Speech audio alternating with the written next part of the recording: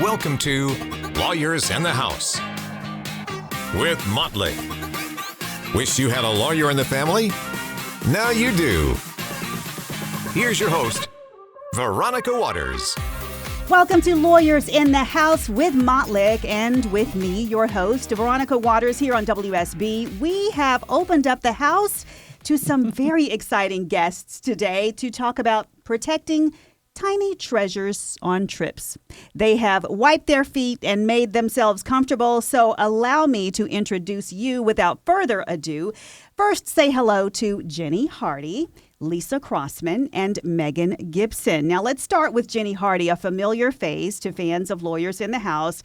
Jen is the director of I Ride Safe, which is one of Montlick Injury Attorney's many public service programs. Its purpose is to it's in the name, to help us ride safely from place to place. It's a resource for drivers and passengers. Jenny, tell us a little bit about the mission of I Ride Safe. So thank you for having us here today. Always love to have you in the house. Yes, we love to be here. It's great.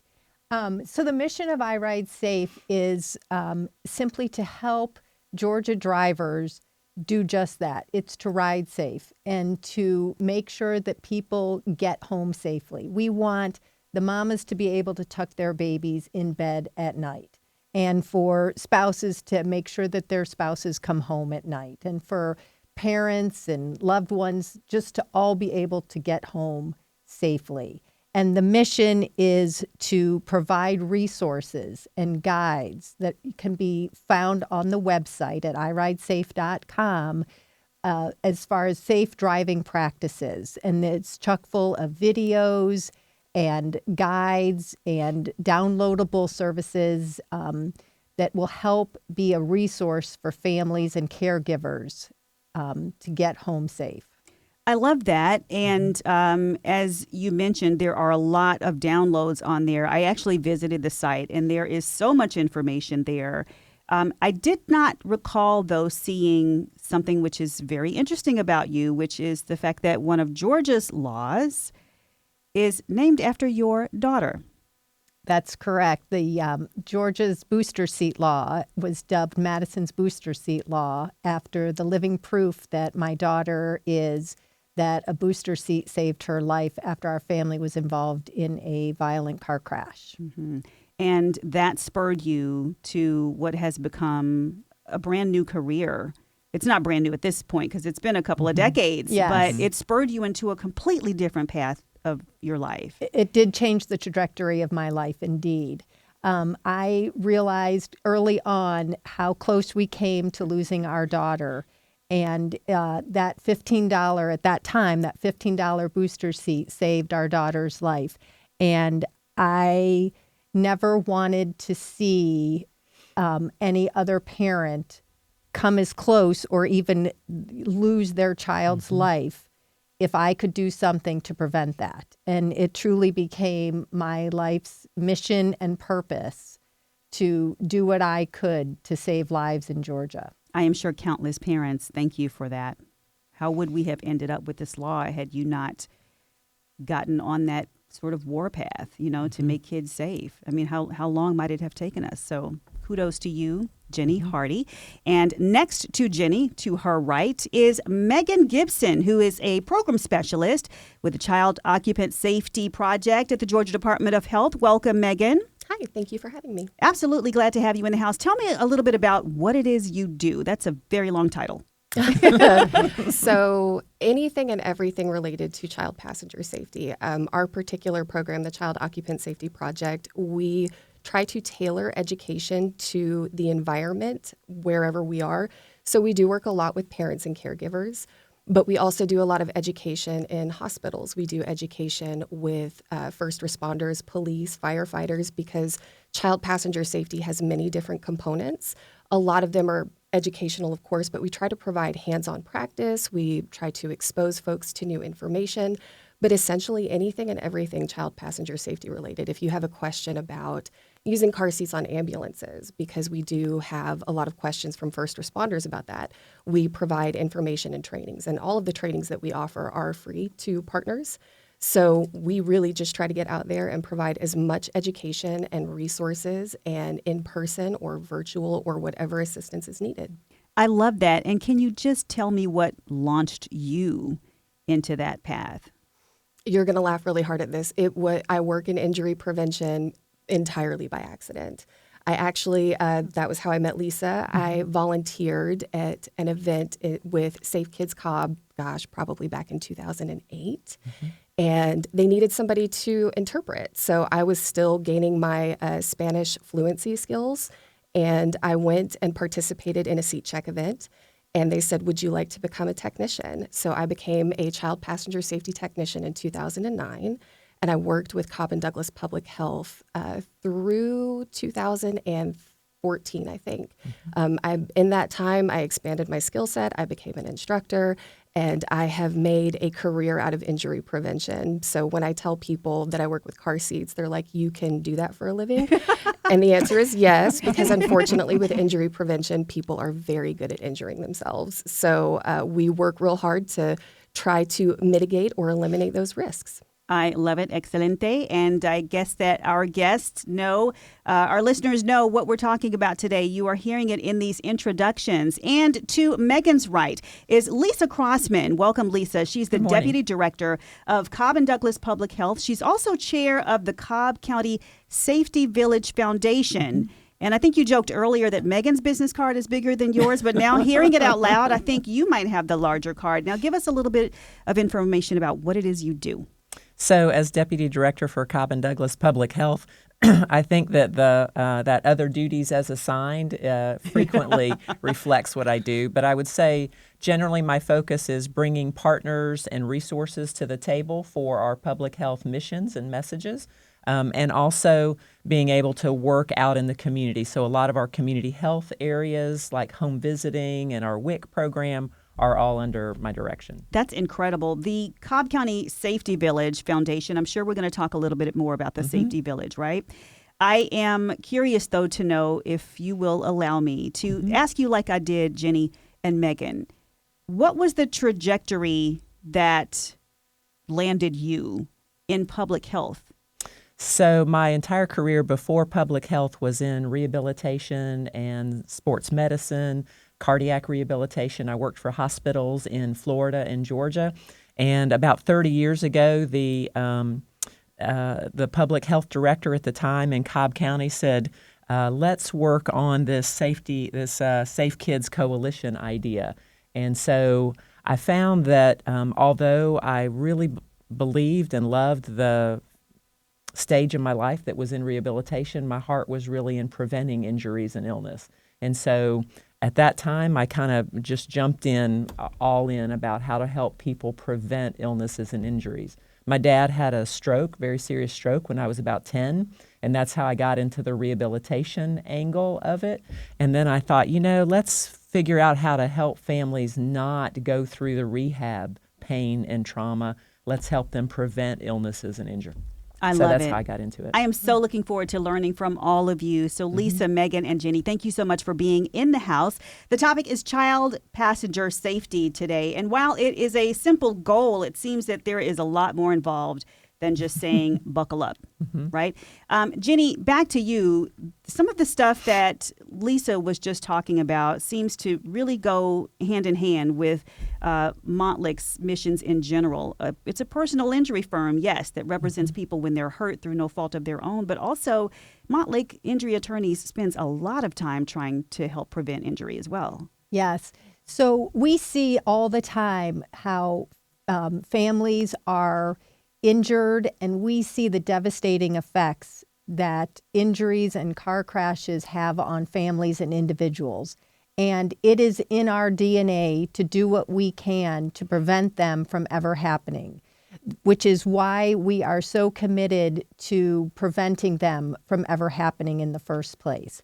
And that is our commitment to highway safety and making our roads safer for Georgians.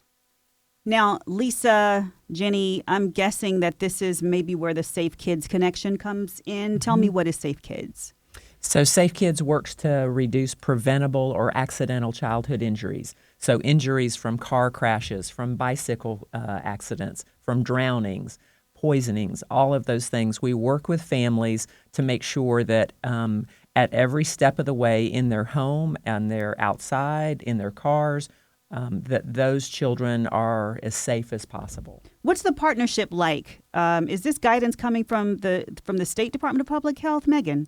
No, this is actually a completely separate entity. Safe Kids, at the very, very top, you have Safe Kids Worldwide, which is the national organization. And from there, you have a state-level organization, which is Safe Kids Georgia, and they are helmed at Children's Healthcare of Atlanta. And from there, they support the development of local coalitions throughout the state. And the last count that I had, there were 32 Safe Kids coalitions, of course, Safe Kids Cobb and Safe Kids Douglas being two of them. So this is comprehensive injury prevention in terms of, I think, from birth up to 14 years of age, maybe a little older, depending on the program.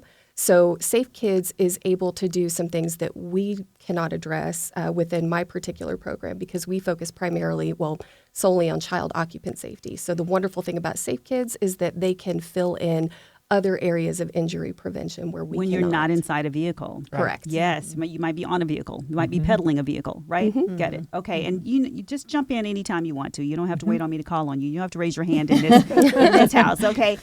So let's talk about some of these things. You mentioned car seat checks, fitting stations. What is that all about? Is it as simple as it sounds?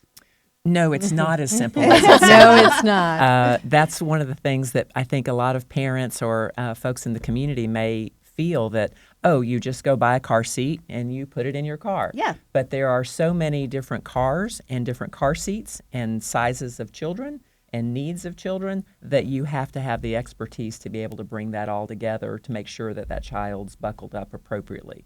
And so let me turn it over to both of Jenny and Megan. Megan they know and a lot Jenny. more than I do. Yes, both of these certified child safety Yes. technicians, yes? Yes. There is quite a bit. Whenever I work with a parent or a caregiver, we usually let them know up front it takes about 45 minutes to work from start to finish with one kid. And what a technician will do is they will evaluate what the caregiver has currently. And by the time everything is said and done, the goal is to empower the caregiver to use the seat on their own. And I know that sounds kind of silly, but I mean, as technicians, we have training to parse through all these materials and information and give them the direct input that they need for their situation. But for them, they may not have access to us all the time. They may not be able to call the car seat manufacturer and ask for help. And an instruction booklet might seem like it could be simple, but as Lisa said, there are so many different kinds of seats, cars, kids. I mean, that's an endless equation that you're coming up with, and safety is so crucial. We're talking about the importance of child passenger safety today, and coming up on Lawyers in the House, we are going to discuss just how important some of that one-on-one time with the right expert can be when it comes to keeping your child safe. This is Lawyers in the House with Motley on WSB. I'm Veronica Waters. Be right back. You're back in the house, Lawyers in the House with Motley Injury Attorneys here on WSB. I'm Veronica Waters. Today, guess what? The lawyers are not in the house. They have stepped aside and are sharing the spotlight with our child passenger safety experts today, Jenny Hardy, Megan Gibson, Lisa Crossman. Thank you so much again for being in here with us, talking about keeping our tiny passengers safe. And Child Passenger Safety Week is actually upon us. Tell us a little bit about why this child passenger safety is so important. And then let's launch into discussion about this actual week. So I think that it's so important because our children don't have control over how they're buckled up in a car seat. They depend on the adults to know how to do that. The other issue is even the best-intentioned parents may install a car seat wrong. 4 out of 5 car seats are usually installed incorrectly. No way. Even if the parents do everything they can to learn and read and do it right. They're just difficult. They're difficult to install. So that's why it's important to link with a certified technician to be able to help you install the car seat in your car with your child so that it's done right. That is chilling. 80% of car seats are likely installed incorrectly. And this is what you all see, Megan and Jenny, at these checks. Why is this? This is an opportunity, though, for people to get actual one-on-one time with an expert just like you. Yes? Yep. Yes. I remember one time I was working at a car seat check, and I had a cardiologist come through, and he was a surgeon who does surgeries on the heart, and his car seat was not installed correctly. And he was like, how can I have all these degrees, certifications, and I can do surgery on people's heart, and I can't get the car seat installed correctly? And he just was flabbergasted. So it just kind of shows, it takes his skill set to do surgery on a heart, and it takes somebody else's skill set and education to help him understand and be educated on how to put the car seat in correctly too. That has got to be so gratifying too for every parent or caregiver of a child who is hearing this right now and thinking, oh my gosh, how do I make sure my car seat is in my vehicle? I think it would surprise caregivers and parents and caregivers. And you hear me use the term caregivers because it takes a village. And we have a lot of multi-generational families. We have blended families. So we address anybody and everybody. During Child Passenger Safety Week, which we'll talk about later, we want anybody that transports a child. You don't have to necessarily be a parent. You can be a great aunt. It does not matter. If you have a child in your life that you have to transport and you have questions, this is the time to come out and ask them. But I think it would surprise a lot of caregivers to learn that there are car seats that are flat out incompatible with vehicles. We term it as an incompatibility, but there will be times where maybe the shape of the vehicle seat is not compatible with the car seat itself. And we will pull out all of our tips and tricks. And if we struggle getting a secure installation with the knowledge that we have, then we turn to the caregiver and we'll provide a recommendation about what they can do. And typically, if the seat is incompatible, it is, do you have the receipt? We could potentially walk through other solutions, but it's going to involve probably another seat. Hold on, Megan. We're going to put a pin in that, and we're going to get back to that coming up on Lawyers in the House with Montlick. Stay with us.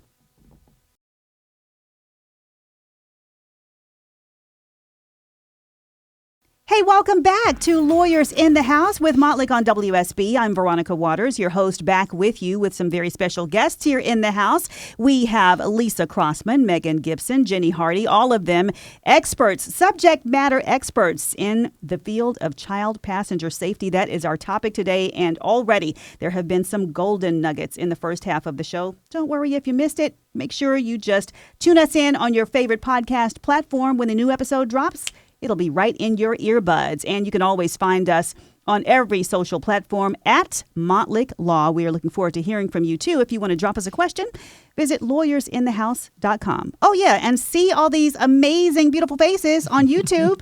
All right? Just look us up, Montlick Lawyers in the House. Okay, so Lisa and Jenny and Megan, we are talking, obviously, child passenger safety.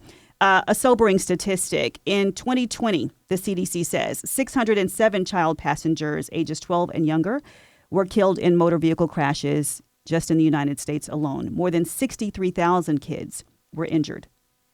And of the children who were killed in those crashes, 38% of them were not buckled up. Tragic. It is tragic. It is. And it's preventable. It's really difficult sometimes as a technician. We talk about perceived safety. When our office has been allowed to accompany law enforcement on road checks, they'll allow us to attend as technicians and offer the opportunity to provide education. So we will talk to caregivers when they open the door and they see, sometimes we've seen children sitting next to their seats, or the seat may be in the trunk, and we get the response of, I was just going down the road to the corner store. I'm not driving very fast, or I'm not driving very far. So then we educate them about how the majority of crashes happen within 25 miles from home. Speed is not always the deciding factor in things. I love physics. I am horrible at it, but we have a really great way to give context to our caregivers. So we talk about restraining force, or how many pounds of force are needed to hold a child in their car seat. So you just take the weight of your child and the speed that you are traveling, and you multiply those two together, and that's essentially how much your child would weigh if you came to a sudden stop. So if we have a 10-pound baby and you are driving 40 miles per hour and come to a sudden stop, your child is essentially going to weigh the equivalent of 400 pounds. And no matter how much we love our children, And no matter how buff or fit or swole you are, you can't really hold 400 pounds under those circumstances. And when we're talking about our older children, because it typically is older children that we see who are not restrained, we'll flip that and say you could have a 40-pound kid and be going 10 miles per hour and have the same outcome. So there are too many variables to leave it to chance. So we just encourage caregivers to be buckled up correctly each and every time that they leave. By any chance, has any of you seen a car after an accident with a car seat? Yes, Lisa. Yes. Oh my goodness. Okay. I think everybody here has, and it's very sobering to see how families could have prevented an injury. It's just like, oh, if I could have just gotten my hands on that family before that accident. You just want to be able to hold them tight and go, let's help. And so I think that's what our technicians feel so strongly about being able to help families before something serious happens. Sorry. No, you don't have to apologize. That is pure, raw, real emotion. And listen, this is all about compassion, and it's all about helping people. And how can your heart not bleed for someone who has suffered such a horrible loss? On the other hand, let me turn it on the other hand. We had a firefighter one time that was very engaged in our Safe Kids program. She knew what to do, but wasn't certified, but felt like she knew what to do. She brought her baby, over to one of our certified technicians, and they said, okay, well, here, let's make some adjustments, and they adjusted that car seat. She said, okay, I wouldn't have thought to do that. She left there. Shortly after that, their car was T-boned. You do not even want to see what that car looked like.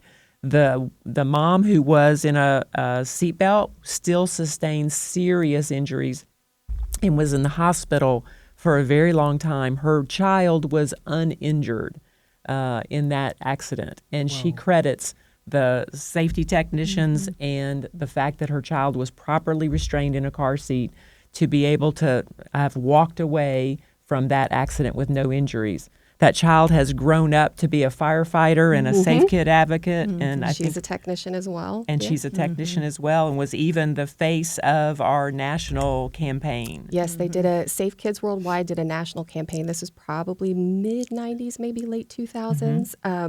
And they are a wonderful duo. They are still active in the field together, and we love seeing them. And to your point, when we do have families that survive or children that survive those crashes, which great, the recovery is also very difficult. We see ripple effects from that from the public health perspective. It can take a caregiver, an able-bodied caregiver out of the workforce, for instance, because they have to serve as a caregiver for their child. There's no child care options available for children who are spica casted, which is where they are casted from the waist down and cannot bend. So that requires adaptive transportation, which we work with children that fall into that category. There are so many ripple effects from it that, again, just can't say it enough. It is worth every effort, every dollar, every metric you want to throw at it. Prevention is always better than treatment on the back end. Yeah. I will also say that within several months of our family's car crash, I had a dear friend of mine who took it upon herself to find, and she lived near the coast, find a technician in her area. And she had 4 young children herself. And she went out and found a technician and got her seats installed correctly and got educated about how to install her seats. And she was involved in a car crash herself. And it was another horrific car crash. And in fact, the car landed upside down on the roof. And so all the children were in the car, and, you know, they were literally upside down and had to cut the children out. But all the children were safe in the car after that crash. And as she said, I would have never, ever known about a technician or known to do that had it not been from your example of what a car seat does and what a technician is.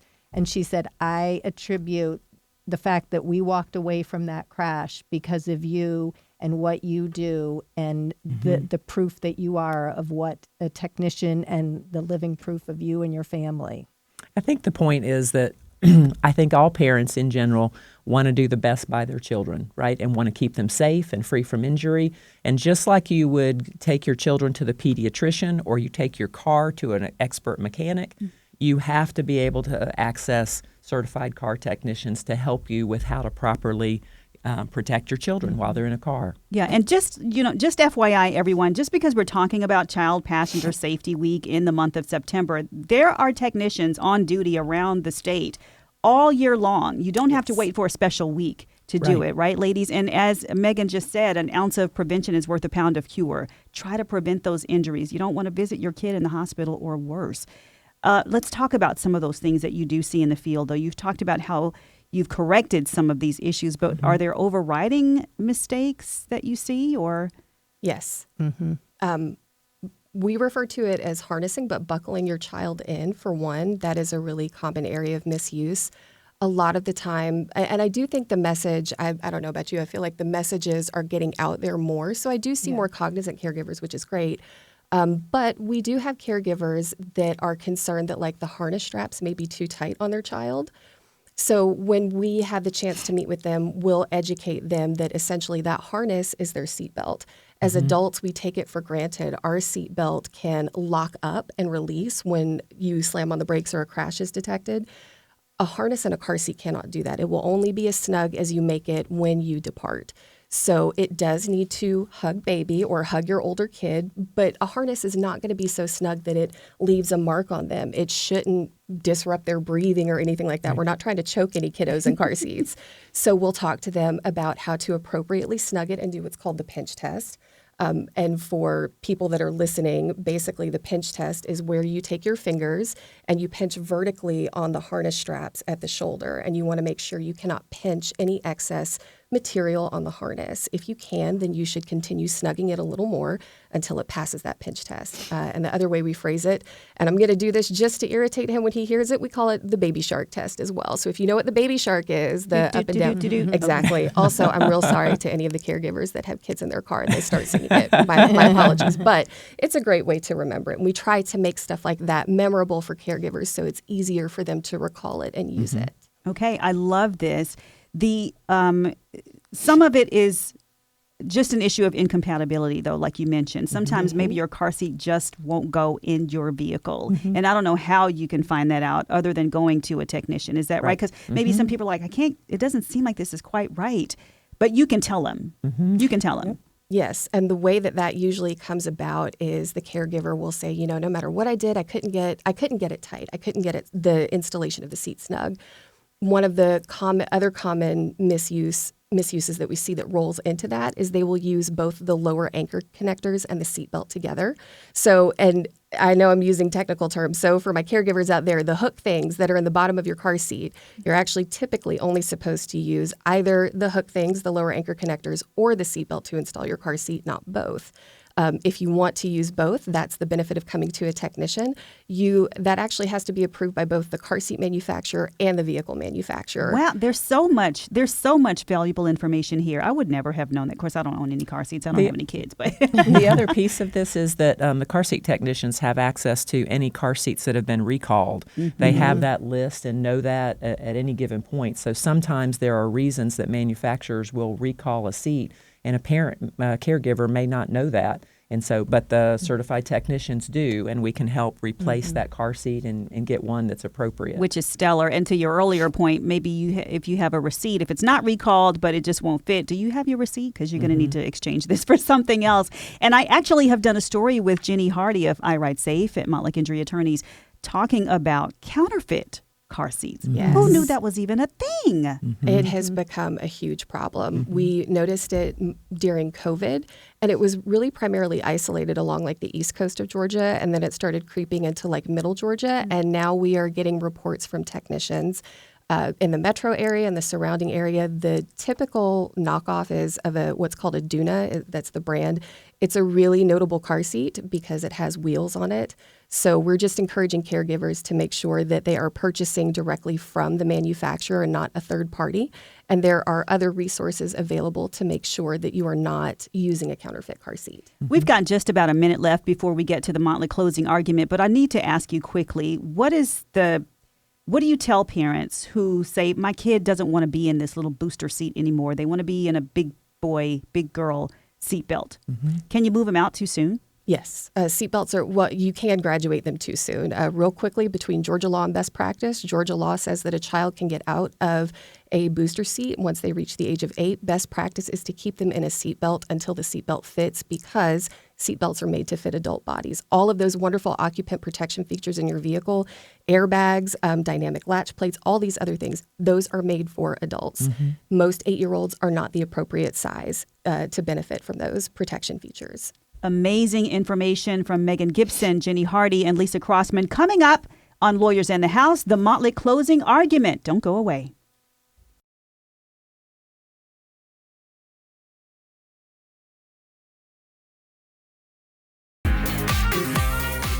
Welcome back one more time to the House, Lawyers in the House with Motley on WSB. I'm Veronica Waters here with child passenger safety experts Jenny Hardy, Megan Gibson, and Lisa Crossman. We are talking about how to keep your tiny tots and bigger tots safe in the car when you ride. But first of all, I want to clarify something. Megan was talking about buying correct and safe car seats. I just want to verify, what do you mean when you say buying directly from the manufacturer?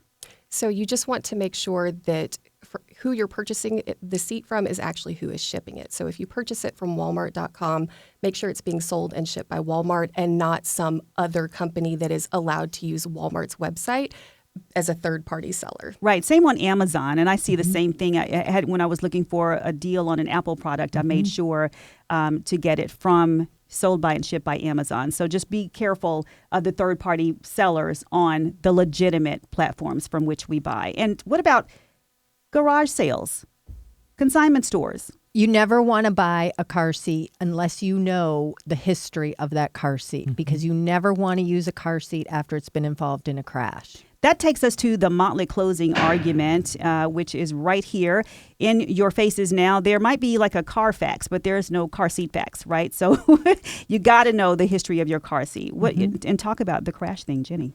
So like I said, you never want to use a car seat after it's been involved in a crash. And if you and your family were involved in a crash, you want to check with your car seat manufacturer to reach out to them and get an understanding from them on what their guidelines are for using that car seat after a crash, because every car seat manufacturer has different guidelines on what to do based on the severity of the crash on how to use or if that car seat needs to be replaced. All right. How do we find technicians? There are lots of ways to find us. Two of the easiest ways, you can go to CERT, C-E-R-T as in Tom, .safekids.org and click on Find a Tech. You can also go to safercar.gov, which is the National Highway Traffic Safety Administration's website, and search for a technician there. The cert.safekids.org will allow you to search by county or zip code, which is more helpful. And, you know, interestingly enough, we talk a lot about Georgia law, Lisa, but it doesn't necessarily mean it's like that in all of the lower 48.